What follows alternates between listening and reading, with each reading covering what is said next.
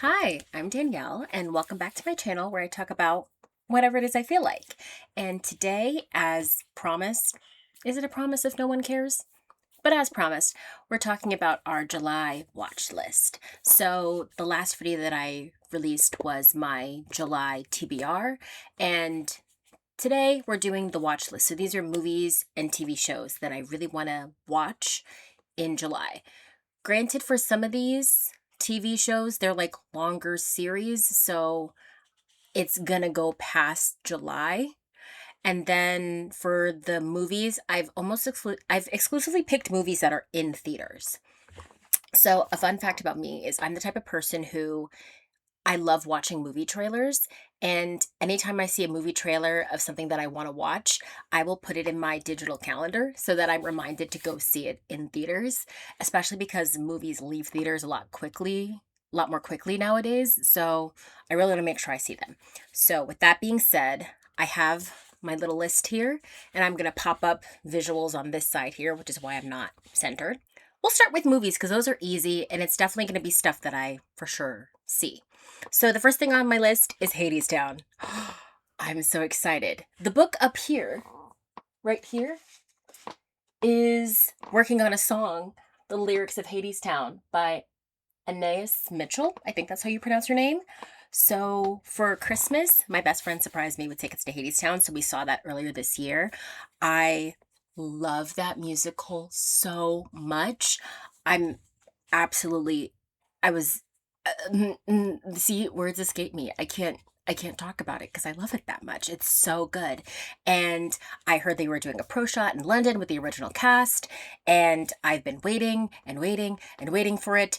As soon as they released tickets, I bought two, so I'm going to see one by myself, and then I'm going to see one with my best friend. It's, I think, only going to be in theaters for 5 days, so I wanted to make sure I was on it because they did the same thing for Merrily We Roll Along, and I really wanted to see that in theaters, and I didn't have it together, so I couldn't see it in theaters. Thankfully, it's on Netflix, so I was able to watch it eventually, but Hadestown, number one on my watch list. And by the way, this watch list, this is me just like paring down things that people have asked me to watch or like suggested that they think I would like, and also stuff that I've seen on my own that I think I would like. This is me paring down that watch list because like everybody, I think we have a large running watch list in our lives. Mine used to be on the app TV Time, but unfortunately that app is closing down, so I'm devastated. But yeah, I have a lot more things on my watch list that I want to watch, but I think paring it down and like really focusing might help me watch more of the things that people suggest to me.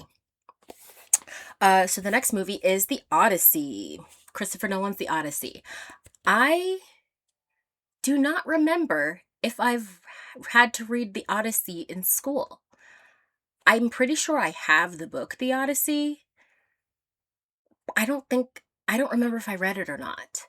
But like most hot girls, I had a Greek mythology phase in life where I was obsessed with the Greek gods and goddesses and Greek mythology in general. So, but also the cast is stacked with so many incredible actors and actresses, and Christopher Nolan's an amazing director. So I'm really excited to see what he does.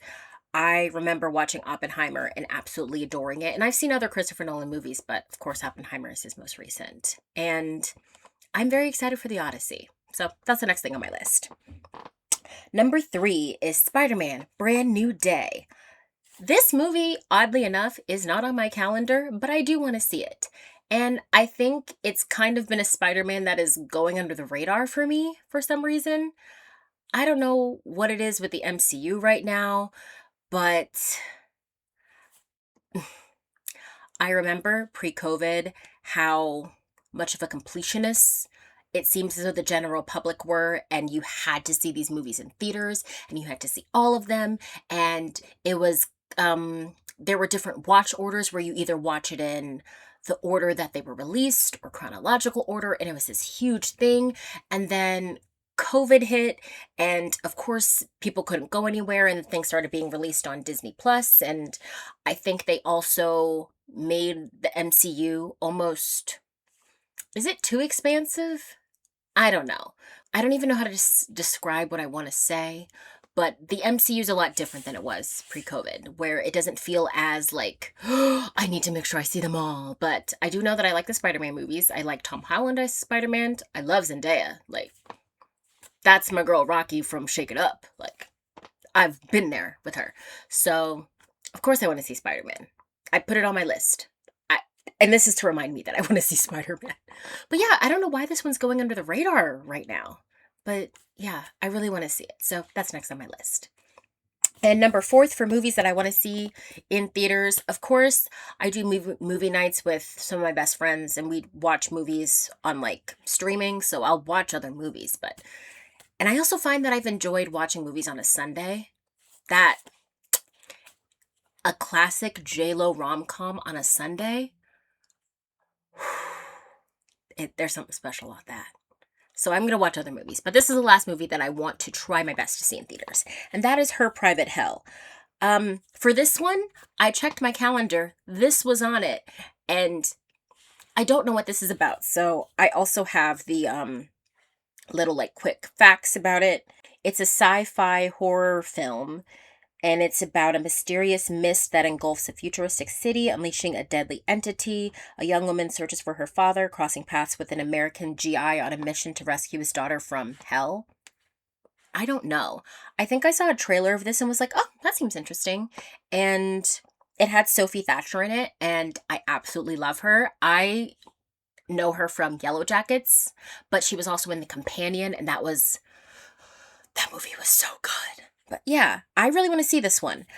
Another thing that I also enjoy doing when I go to the movies, because I go to the movies rather frequently, especially because I go alone, but I go rather frequently, and I enjoy watching a movie where I don't know the premise, where you kind of just go in and you're like, vibes. It has an actor that I like.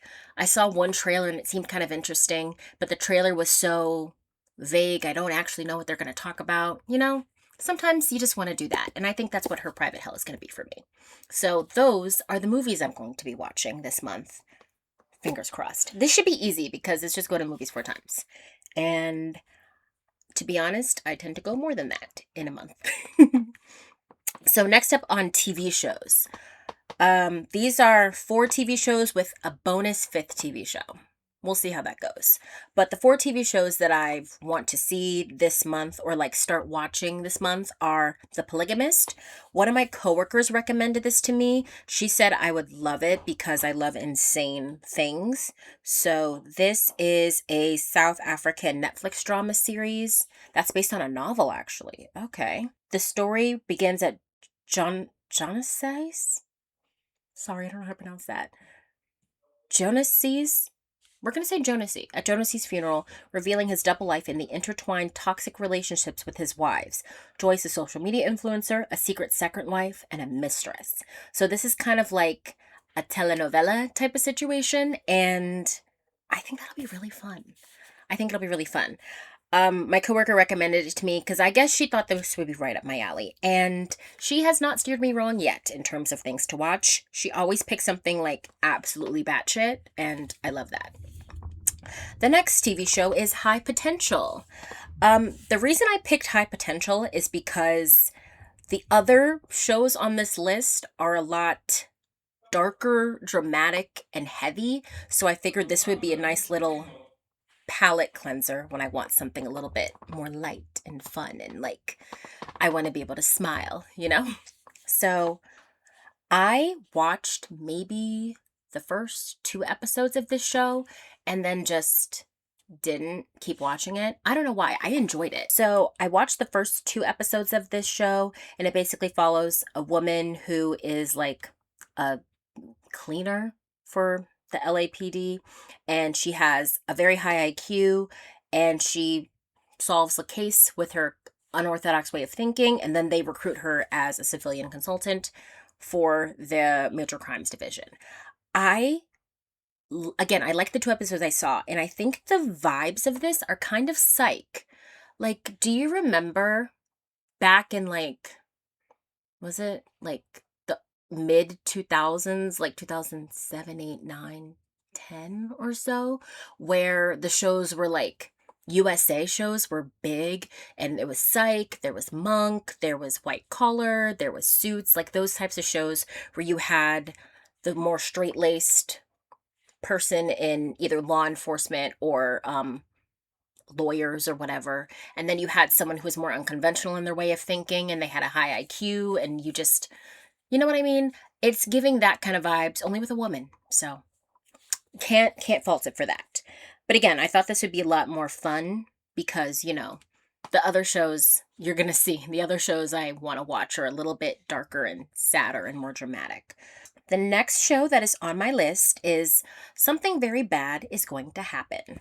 So I watched the first episode of this show, loved it, and then just got distracted and I didn't watch anymore. But I really want to finish this one because I enjoy a horror show. I enjoy horror. I love a horror show. That's my sweet spot. I absolutely love them. So this one is about a woman who is about to be married and she is convinced that something bad is going to happen. And there are a bunch of like revelations that happen in the like leading up to the wedding. And they're in this secluded woody cabin. So yeah. Again, this is all I can describe based off of the very little of the show that I've seen. And last but not least is Mad Men. I didn't watch Mad Men during the time it was out. I don't know why. Nothing actually matters about why I didn't watch it. But I recently watched Gail Daughtry and the Celebrity Sex Pass, and John Hamm was in it. And I was like, maybe I should watch Mad Men. So I want to give it a whirl. I also know the meme of that's what the money's for. That like shouting, that's what the money's for. I see that a lot and I kind of want to see the origins of that. So I guess to see that I have to watch a whole brand new show. Yeah, I haven't been watching a lot of TV this year actually. I don't know what I've been doing. Well, I know I've been rewatching stuff. Like I've been rewatching Sex and the City, The Nanny, Golden Girls, Bob's Burgers. Like I've been rewatching a lot of stuff, but I haven't watched very many new things. So I kind of want a nice long dramatic series that I can really, sink my teeth into. Because the other shows are all like High Potential is newer, so it's going to have its third season in this upcoming, TV season, this 2026-2027 TV season year.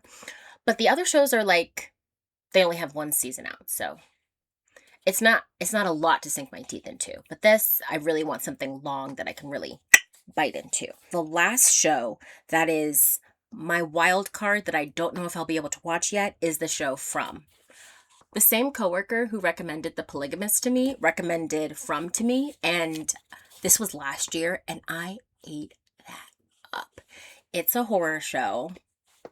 Surprise, I love horror. It's a horror show that takes place in this creepy town where you can't leave. And not only can you not leave, but at night monsters come out and basically tear you alive unless you're inside protected by this amulet that this protection gauntlet amulet type of situation. So the other thing about the creepy monsters is they look kind of like people. So if you don't know what's going on, you just see these people in this kind of old-fashioned like milkmaid garb and this old woman and things like that. And they just have really wide smiles on their faces and they just seem so enticing. But if you let them in the house, they will kill everybody. And it is so good. I watched most of season 3.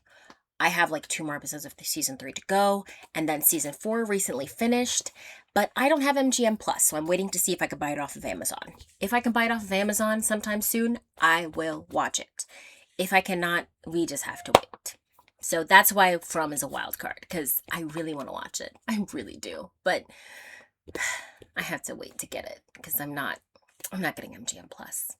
It's incredibly hot in here. That is my July watch list. We've got a little bit of a mixed bag. We've got some comedy, we've got some drama, we've got some horror. I think we've got a really good mixed bag of shows, and of course, movies. It's nothing for me to go to the movies, so I'm very excited to see those movies. I think it's going to be a great time, and I hope I get to finish most of them. I know I'm not going to finish Mad Men if I start it. Like, please, it's 7 seasons, and they're all like an hour episode each. Like, Please, I'm not finishing Mad Men. But the others, I think I think I can spend like a nice little afternoon or evening just like getting back from work, winding down with some high potential, or like getting ready to go out and watching The Polygamist. I don't know, but I'm very excited. That is my July watch list, and I will see you next time when I talk about something else that I feel like. Bye.